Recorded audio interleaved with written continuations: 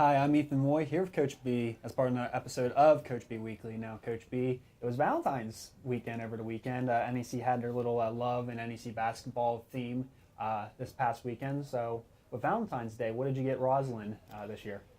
I got her some big balloons, which Sasso took over. Okay. Yeah, did Sasso sign his name on everything there? He took over that stuff. He took over the flowers. He wasn't interested in. Okay. But the big balloons, we got these big balloons with this big stuffed animal like teddy bear balloon, and it looked like a stuffed animal like hanging below. And so Rosalind has this thing where she clips it to his leg, and he makes it go nuts. But he lays on his back, and it keeps him occupied for hours. There you go. Rosalind said this was the best gift ever because it kept the baby occupied so she can go do some things and take care of some things, and it keeps them from getting bored and that's a parenting tip there, right there. Big time. Get balloons and tie them to the leg and let the baby go crazy for hours. But that's basically Valentine's Day, in the middle of the season. It's tough. It's tough, but the time that I was able to spend, and it was very valuable. And Coach Sal,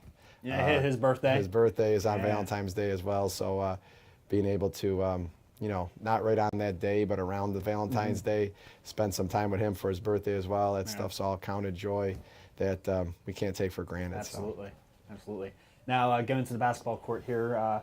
Now, first NEC loss, starting with Mount on Saturday, first NEC loss there in a 61-55 game. You took the lead with about 1:20 to play on a Nia Adams runner in the lane, but were held scoreless over that final stretch as Mount came back to win there, and only really managed one shot attempt during that stretch. What did they do defensively to really frustrate you there? Did a nice job of switching things up. They switched things up. It was something that we'd seen before and handled well, but we didn't handle it well on that day. And so maybe it woke us up a little bit about some ways some teams are going to play us. It was really good for us. Yeah. I always like to get the win, and, be able to learn what you need to learn with a win. It's never, oh, good, we lost. That's going to teach us something. We got to be able to handle winning with humility and losing. But we weren't able to come away with it at the end. And, we had some trouble getting some good looks there down the stretch. And we just didn't play at the pace we needed to. Not just at the end, but throughout the game. Throughout the game, our pace wasn't good. We had some things we were looking to do, and we just didn't seem to have five on the court playing at the same pace at the same time. Right. We were in still position to win the game, and Mount's been playing very well lately, so they really have turned it on, and I give them a lot of credit. It wasn't that. We were just god awful. It was a combination of we made some mistakes and they played really well, and they're playing well. So credit goes to them for getting the W. And we had some things we had to fix. We had some screws to tighten, and we had a short turnaround to do it. It wasn't on the Monday where we had the whole week to work on it. We had just that Sunday, and we had to go back on the road at a place that was tough. So that was a big moment for us there to be able to come back from that game with, like we said, how we didn't close out the game so well, and our pace was bad all throughout. So, that's really what the story was over there. And, like I said, it was a loud environment, and they were getting after it. And hopefully we learned a lot from it, going forward past, the near future, helps us as we grow and get into other situations of adversity like that. And I'm always looking to see the positive and, win or loss. Like I say, and you led right into my next question with the St. Francis game last night, a 66-60 win there on the road in Loretto. Again, at the end of the game, kind of similar where you took the lead with 3:03 to go, but instead of, St. Francis coming back at you there, you expanded upon an 8-0 run there to make it a 7-point game and then closed pretty much on an 11-4 run. So what experiences did you take from that Mount game in the closing stretch there and apply them to the closing stretch last night? Well, a big lesson from the Mount game is that I think, people get a misconception to what's going to motivate you. And it might motivate some people. Not for us is to get angry. And it was a big message I've been talking about with the team, and people have been asking me about coming back from that game before and now after. We had to be honest with ourselves about, how we handled the game and the moments that were tough. We watched a lot of video, and at short turnaround of time, video, about watching us, not so much just our opponent, is very important to us. A lot of times it's forget about that game, let's go on to the next game, here's the team.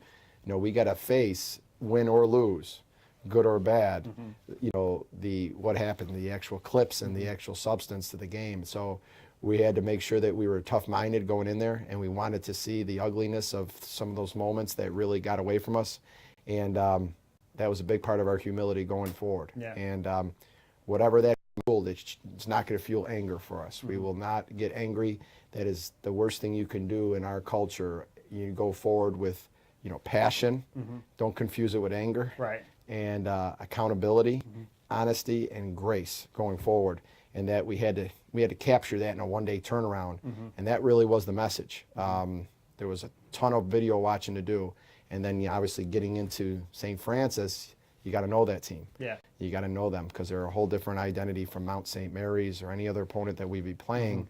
And we had to learn what they were doing quickly, and we had to be ready to go out there and do it.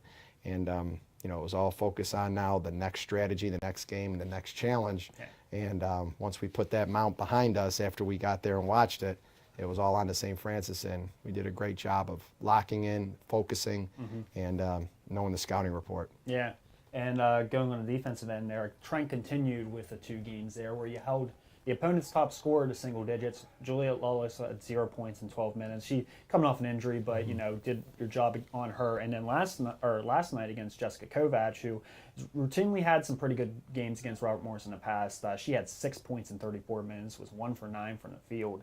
So I wanted to talk a little bit at that ladder there. What did you do on that side of the floor to really frustrate her last night? It was I always talk about, when you get matchups, a lot of times you look at the matchups and you say, well, who guarded her? Multiple people guarded Kovac. Nia did a nice job. I'm going to say, to step in there, Nia Adams, you didn't have her last year in the games against St. Francis. You think that may have made a difference last season? Definitely. Nia is a great defender when she's out there moving well and passionately playing defense. Long, athletic, great hands. Really did a good job of digging on the ball and tracing every shot. She got loose a couple times on Nia. That one time she hit that 3. Yeah. We saw that coming. She got away from her a little bit, and we needed to talk a little bit better on the screen. But Nia did a great job, as well as the other players that guarded her. Everybody kind of did their fair share. Nia came out. Esther played more minutes. She had to get in and guard her a little bit. Yeah. Nina Augustin, Finn, she had to guard her a little bit. So all those players kind of served their roles. Other, yeah. They served each other. Yeah, I got her now. I'll give you a blow. I'll give you a blow. And the confidence as a coach to rotate. Yeah. And I did a lot of rotating last night, and to rotate who was on her, and to do such a great job on her. I want you to also understand it's not just the one-on-one matchup. Right. It's the team. Oh yeah. Calling out what they're doing, the actions, the plays, identifying what's going on out there as a team. Hedging out. Yep. Talking them through it, making sure they're identifying a play, letting her know when a screen was coming early. That was really important. And then when someone like Kovac, who's got that really great one-on-one ability to create her own shot and stuff, knowing what she likes to do, and she has a variety of things she can do, but knowing her tendencies and just making it as tough on her as you could. Even if she got a look, was it a tough look? Was she in her comfort zone? I think that had a lot to do with it. So just a great job of focusing on the scouting report and personnel, and we did a nice job last night. That's for sure. Yeah, and one of those players that guarded her, Nina Augustin, she had a career night there. 18 points offensively, a career high, 6 of 12 from deep overall. When the team only shot 10 for 39, they gave you looks, didn't really hit a lot of them, hit them down the stretch, but Nina was one that was consistent from that marker. Give me one word that really described her performance last night. Relentless. We say that word a lot. Yeah. Relentless.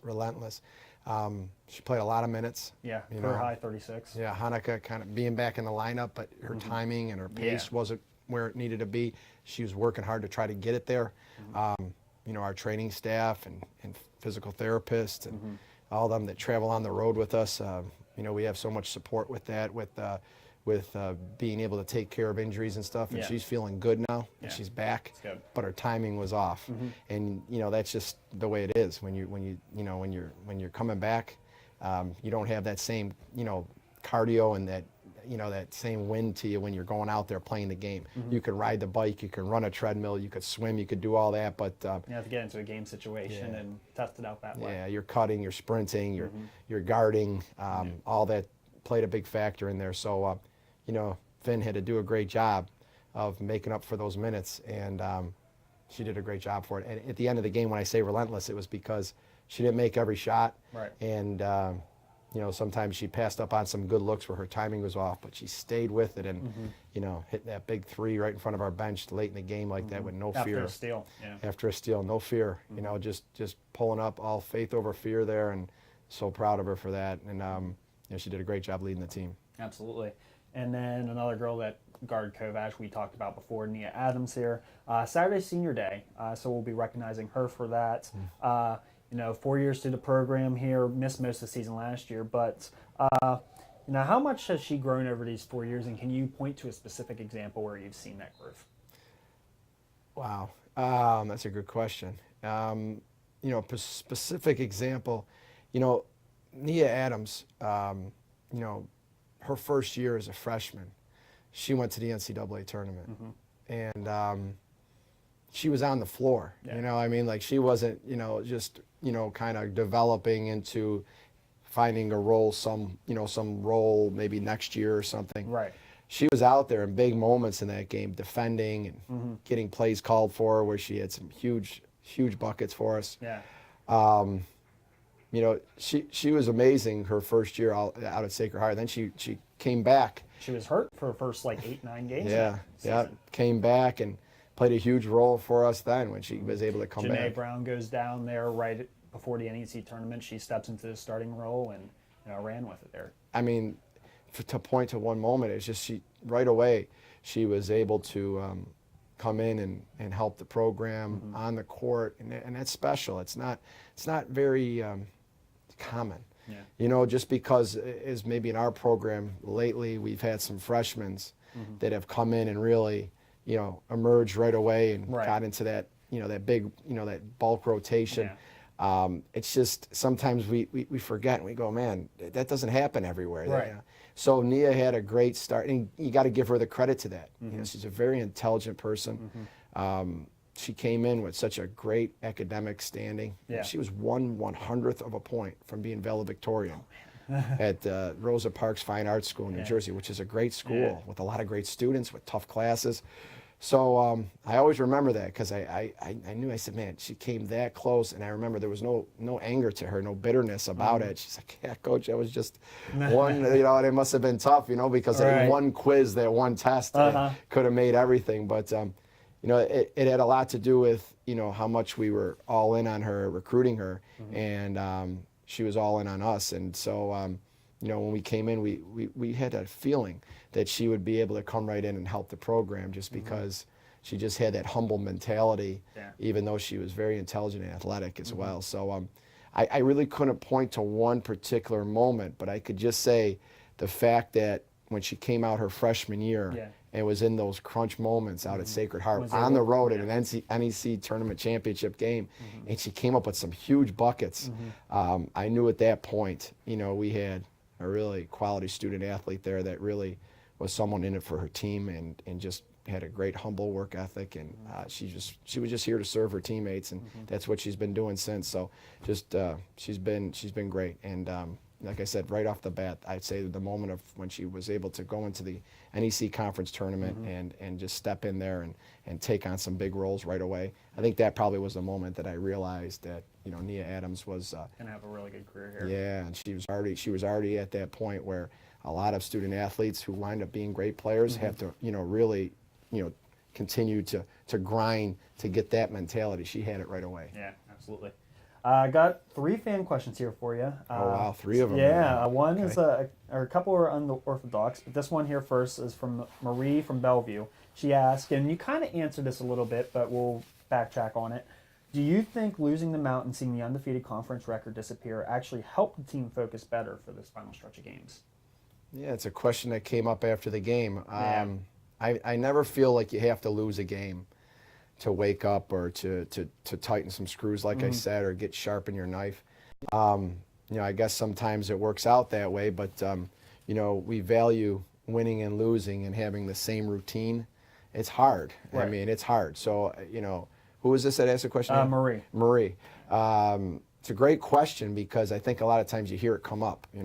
That was good. You dropped one. It kind of humbled you back to being where you needed to be. I would hope we would have been able to fix those things and still be able to close out the game and win. Yeah. but you know it. You know, we got in there. We went back after it again.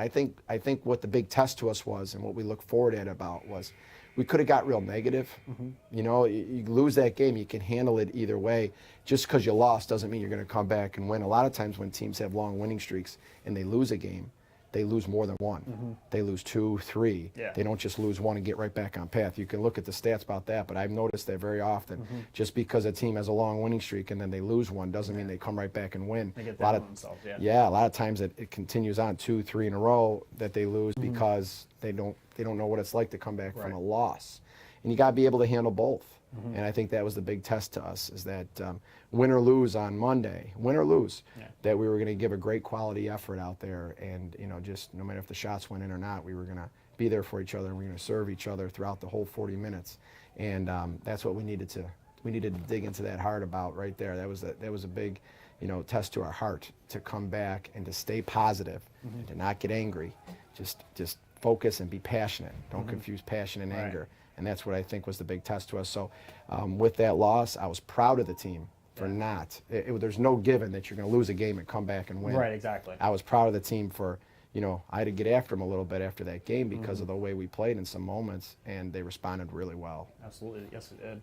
And then I got a question here from Kayla from Ambridge. It's kind of unorthodox, but if the technology were possible, what would happen if referees were replaced by robots? Oh, man, I'll tell you what, that'd be an interesting conversation when the robot made a bad call.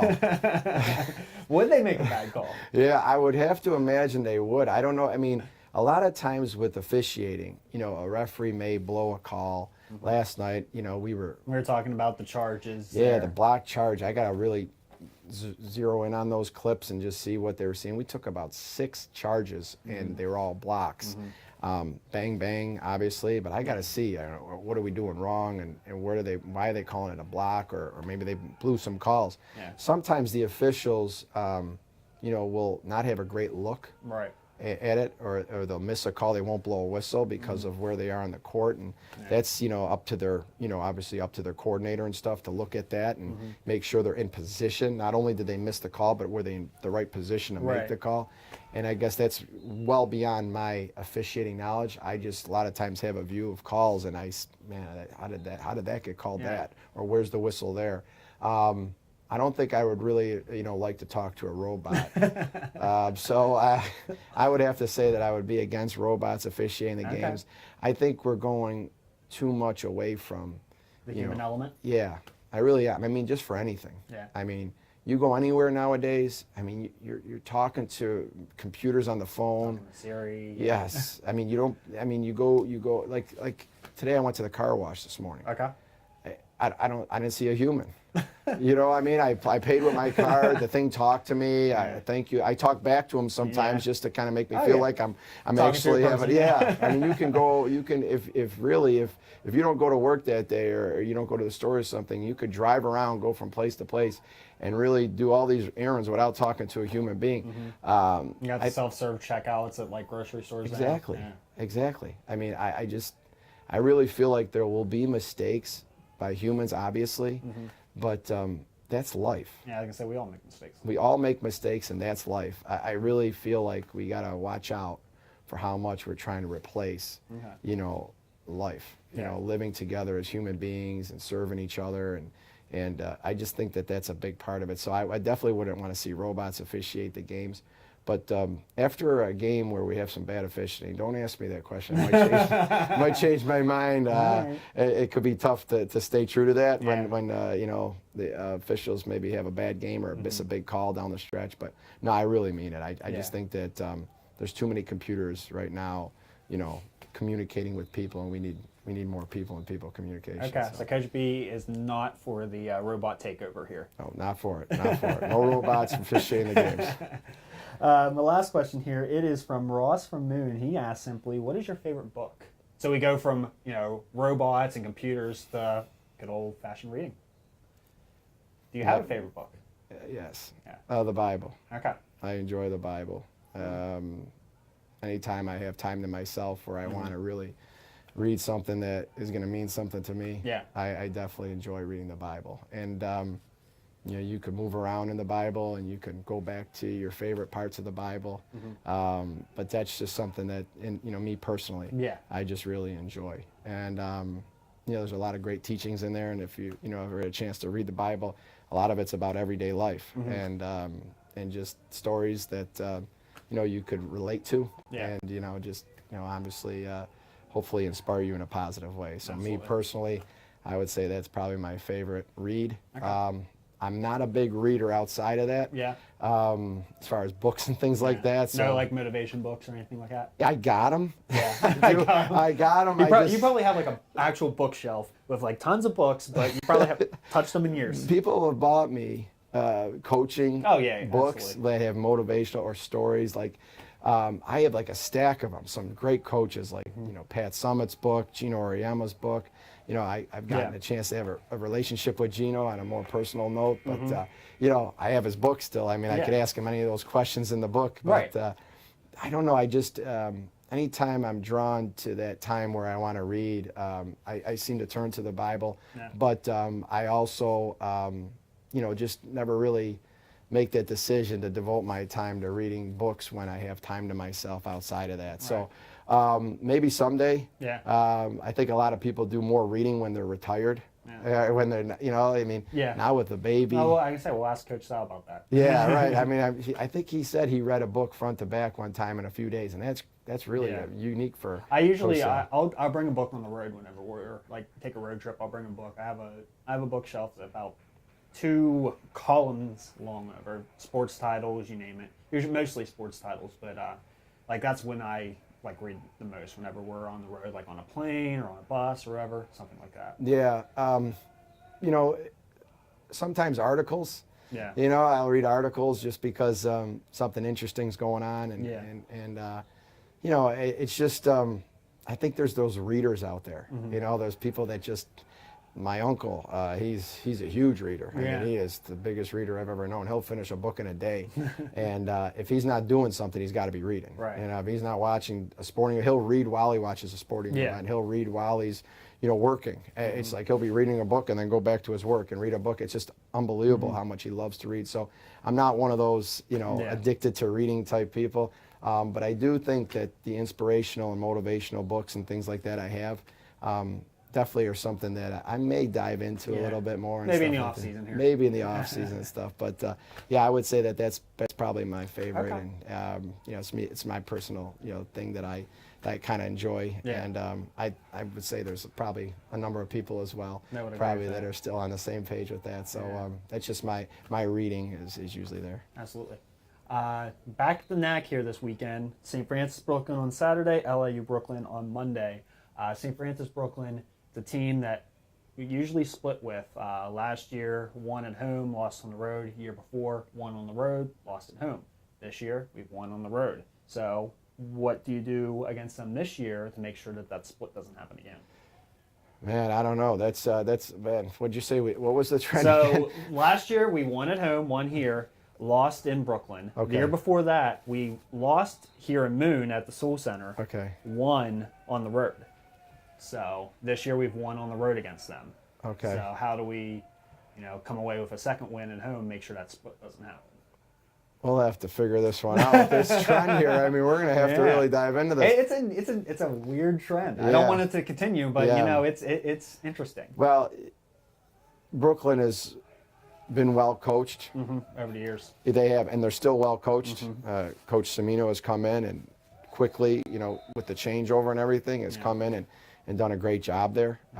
Really revamped their team in general. Same players, but really they play a different style. Now they added a couple pieces. They did have a couple pieces. They have a couple new freshmen and grad transfers. Yes, they have added, and those players have come in and found roles and they've gelled them in real well. They're just doing a great job. Yeah. So we're going to have to go back to it and go back to our game and just continue to scout and learn a little bit more about us again. Going back to that moment where we can get better in some areas that are going to be important for this game, but just focusing on the next game and not thinking much further than that. I mean, a lot of times these these stats and trends and stuff like that, they seem to continue, but you can't really focus on that stuff because I think that might that might hurt you really. Yeah, for sure. You know, you just got to go back to your routine, and that was one of the big messages again.